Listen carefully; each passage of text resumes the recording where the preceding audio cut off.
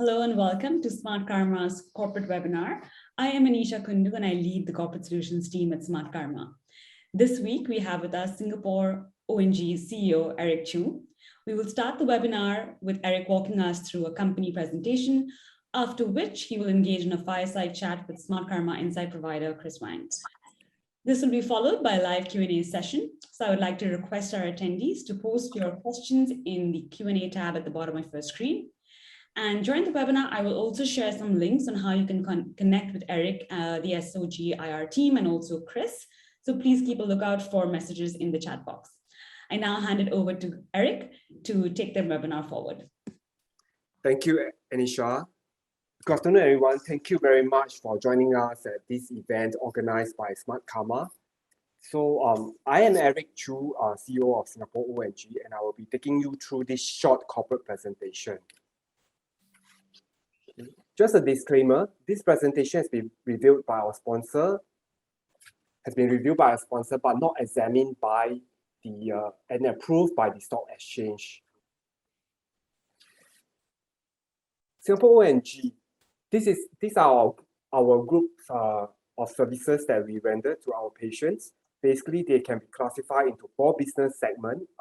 Firstly, ONG, Paediatrics, cancer-related, and dermatology. For cancer-related, we have added new services in first half of this year, 2021, and that is thyroid and colorectal surgery, diagnostic and therapeutic endoscopic procedures. With these new services, we have now expanded our list of medical services offering to our patients and their families.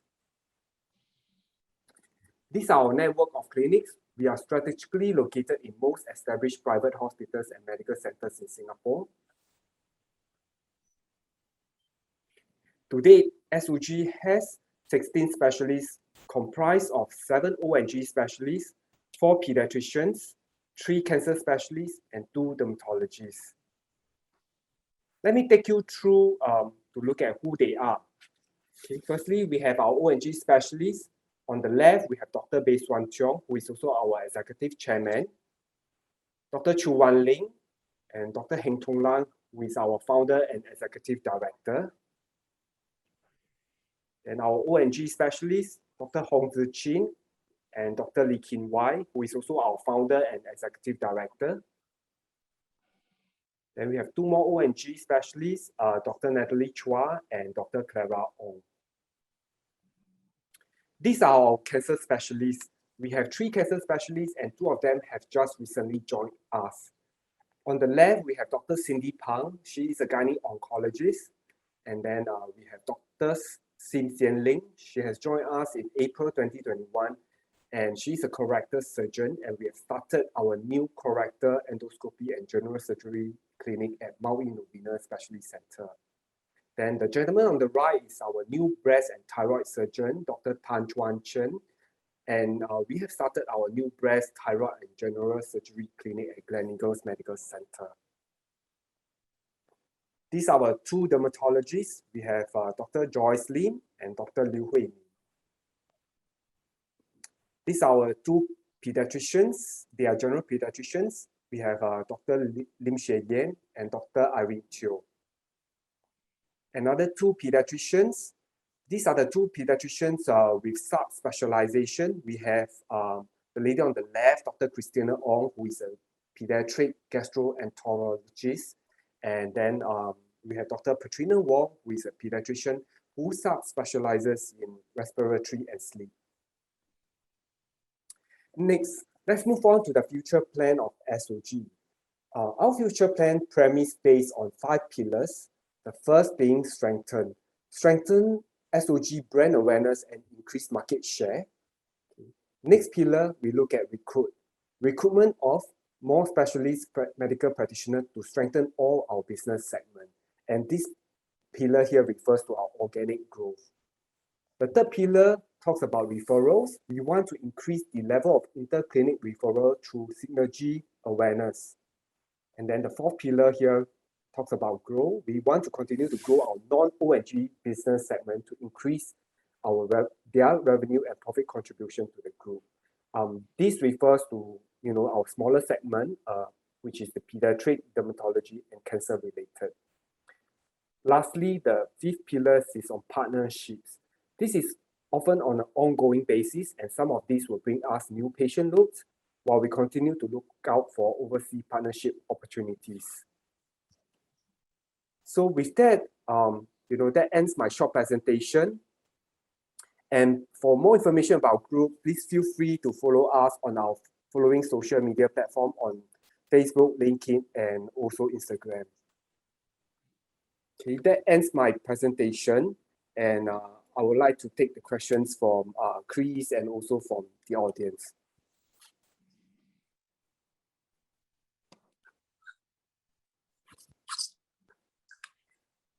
Thank you so much for the presentation, Eric. Let's start the Fireside Chat directly. The first question is, currently, SOG has 4 business segments: the ONG, cancer-related, dermatology, and pediatrics.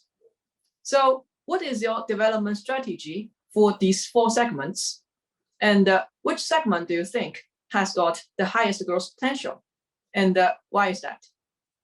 Okay. Thanks, Criss. Okay, let me just break the questions into a few parts to provide the answer. So first part here, we talk about the question asking for the development strategy for these 4 departments or 4 segments. Okay, I would like to say that with a growing aging population and cancer cases on the rise, we would like to think that the highest growth potential segment will be our ONG and cancer-related segment. Why is it ONG? I would like to debunk the misconception that SOG is all about childbirth. Our ONG specialists cater to the entire health of female reproductive system, and that is the whole life cycle ranging from fertility planning and pregnancy to the diseases of the reproductive organs, including gynecological surgeries. So with the growth of our ONG segment, our pediatrics and dermatology segment will also grow as it is an extension of our services to our existing patients and their families. As for our cancer-related segment, okay, we have recently added new practitioner. So in April 2021, we have on board our new colorectal surgeon, Dr. Xinyao. Then in June 2021, we have our new breast and thyroid surgeon, Dr. Tan Chuan Chen, who joined us. So with this, we hope to grow our cancer specialist talent pool and expand our list of medical services offering to our patients and their families. Yeah, thank you. Thank you so much, Eric.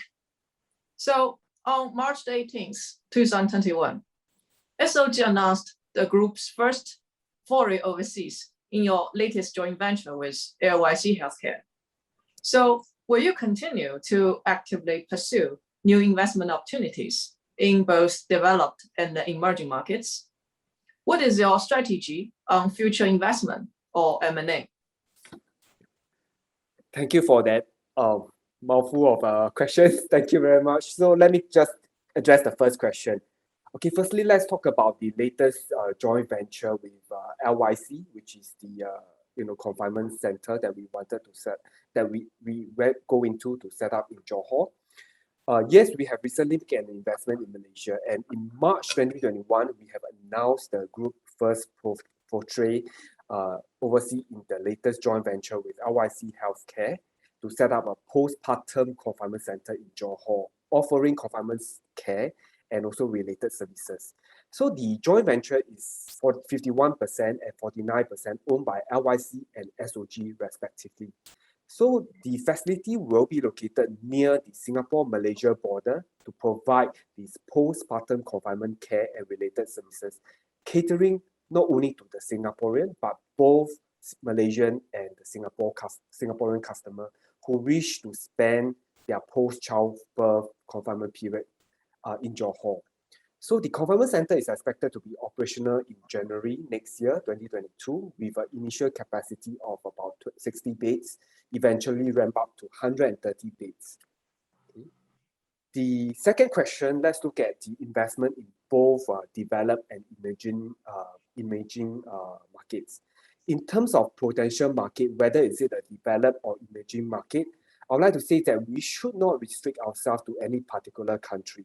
It is all about the opportunity and the people we work together to realize the potential of that investment. Okay.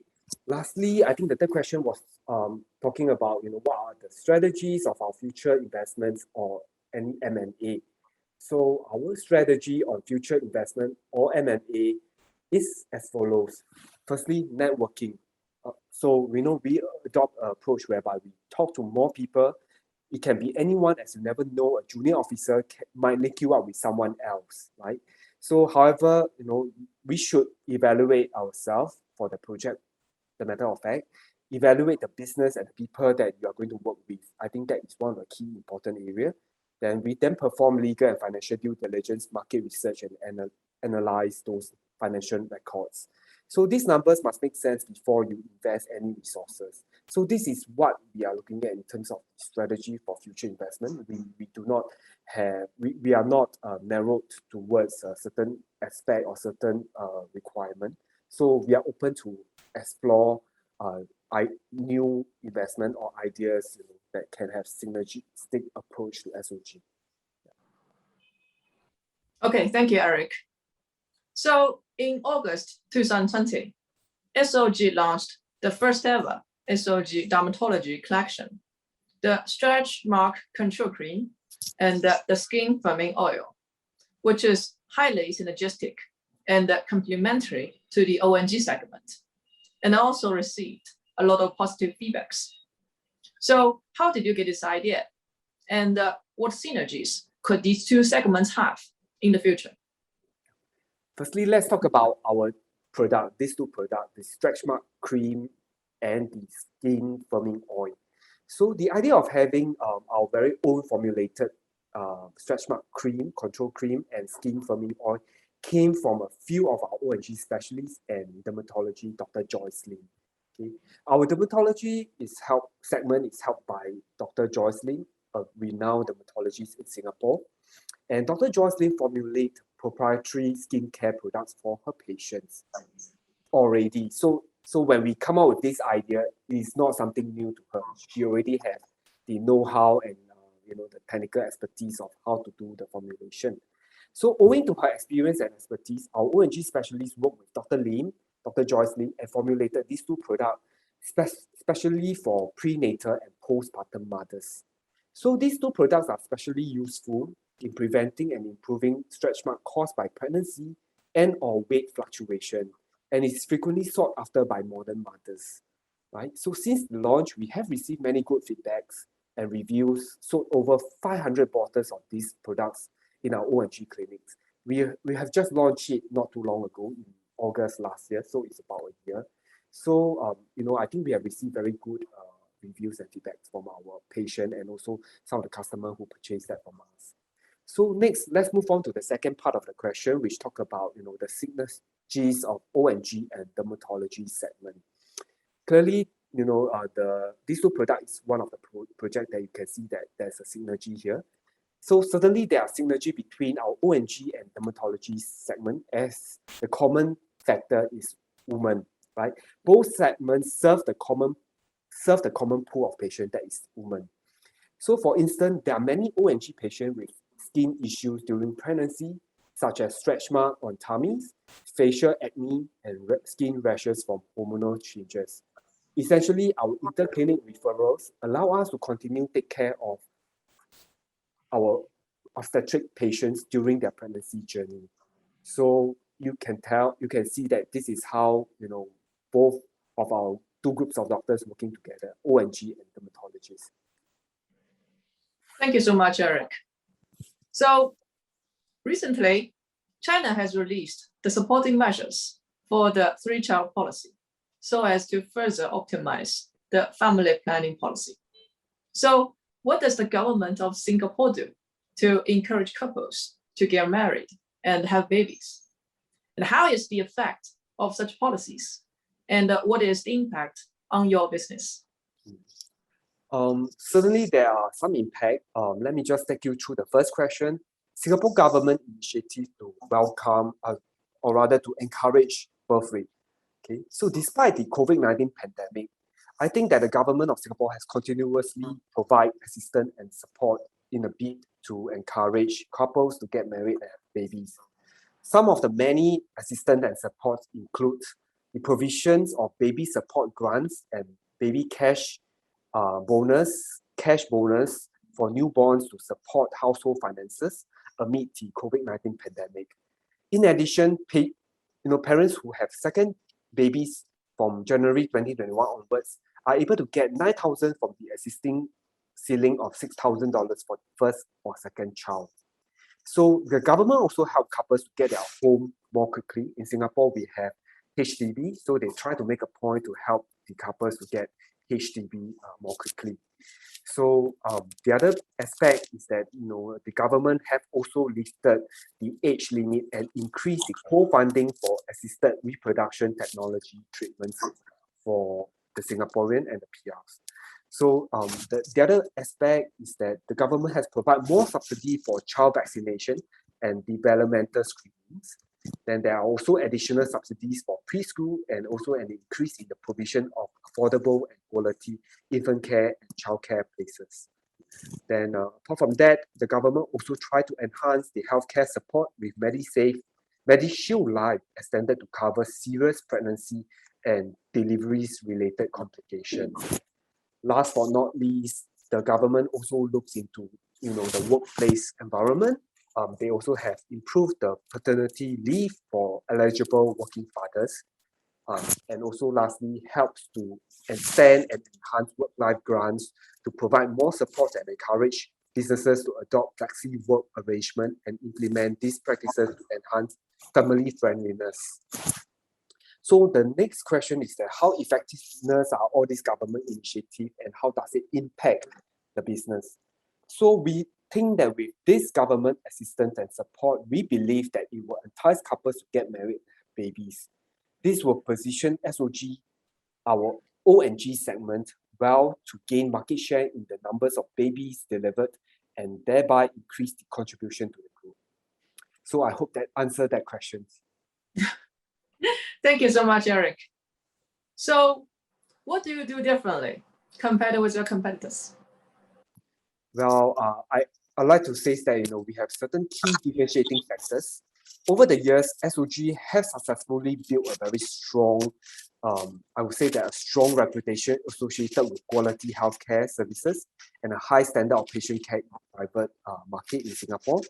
With the trust of our patients and their families, and of course with their words of mouth referral, we have achieved steady growth for our market share in Singapore. So another important factor is culture. As we are in a human capital business, we look at succession planning as part of our business sustainability. We are fortunate to have two renowned O&G founding specialists in our group, and that is Dr. Lee Kin Wai and Dr. Heng Tung Lan, and other senior doctors who can help mentor, groom, and motivate the junior doctors.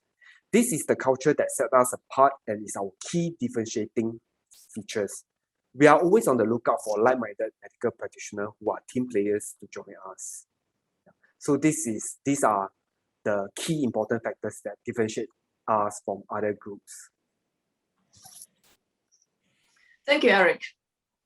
So what else would you want to highlight to the investors? Okay, I'd like to highlight a very important point where I think most investors or people who don't know SOG well, they will assimilate SOG as just delivering babies. So many investors relate SOG business to just delivering of babies.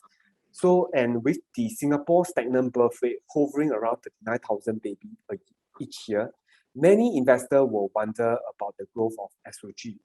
So hence, it is our need to reiterate that our O&G specialists provide more than just delivering of babies. Okay, as I have mentioned earlier, we provide a comprehensive suite of services catering to the health of female reproductive system, and that is throughout the whole woman life cycle. And over the years, we have also expanded from just one medical business segment, that is O&G, to 4 business segments, and that includes the other 3, Paediatrics, Dermatology, and cancer related. Okay, thank you so much, Eric. Now, here are some questions coming in from the audience. Okay, the first one is, What is your biggest concern at the current stage? The biggest concern is, of course, looking at business sustainability to have more, to have the growth for the group, and also to continue our organic growth, and also exploring, investments out of what we don't have currently. And of course, the immediate one will be the current COVID-19 pandemic. We don't want to have another lockdown that will in fact affect the business. So I would think that the very immediate one will be the COVID-19 situation. We hope to see an improvement in terms of the situation. Okay, thank you so much, Eric. So the next one is, why do you see is your nearest competitor in this market? And how do you difference from them? Yeah, so I think the closest competitors will be those healthcare groups, or even groups of private clinics that are in the space of the 4 business segments that we have. So clearly, ONG, Paediatrics, cancer-related and dermatology.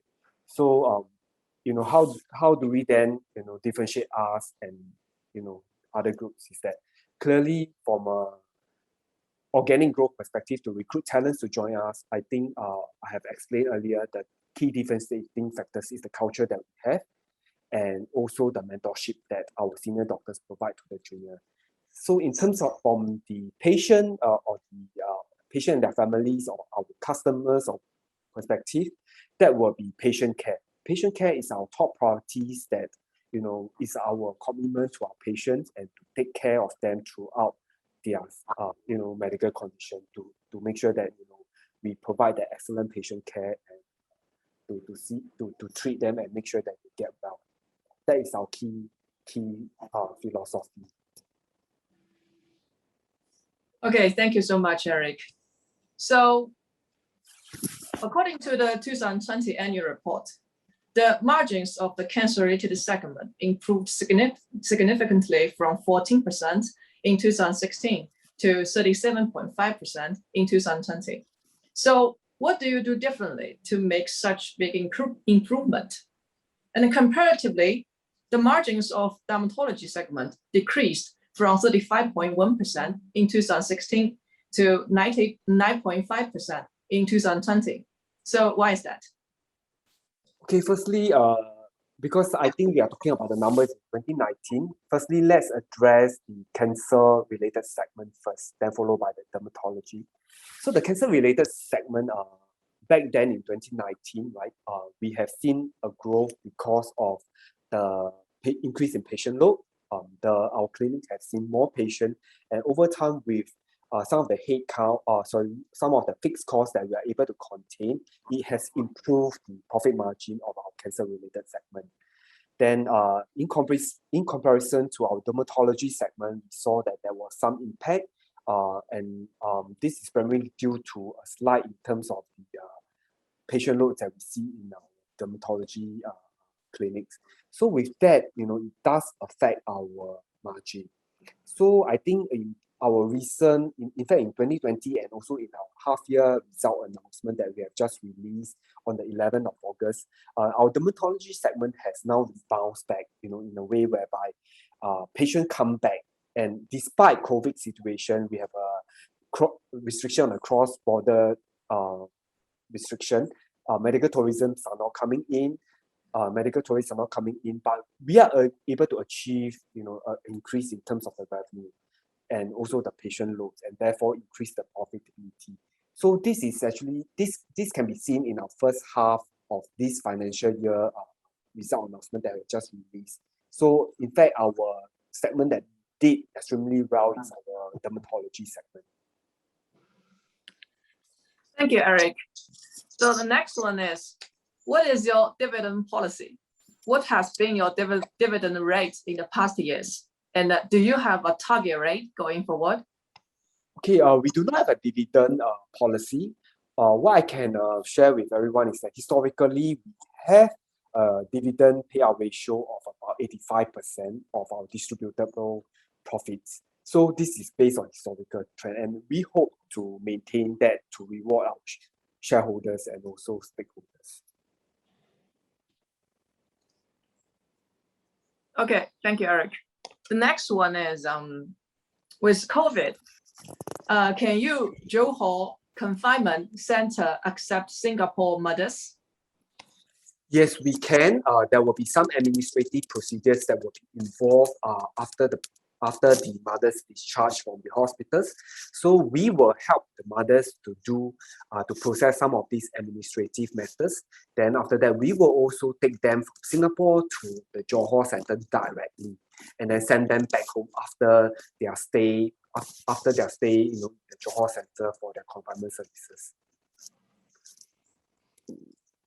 Okay, thank you so much, Eric. Now, thanks for being with us. I will now hand it over to Anisha to wrap up this webinar today. Thanks so much for giving us such a great presentation today, Eric. Just walking us through the high level, what SOG is about, educating people beyond the financials, because that's something they can reference in your earnings update anyway. Thank you so much, Criss, for asking those questions, drawing parallels to what's happening in other markets and how it works for SOG in Singapore.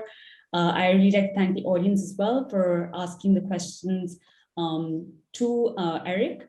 And I've shared links already as to how you can continue to connect with them in the future. And with that, I would like to end today's webinar, and we look forward to having you back at another one. Thank you so much. Have a good evening. Bye. Thank you. Thank you.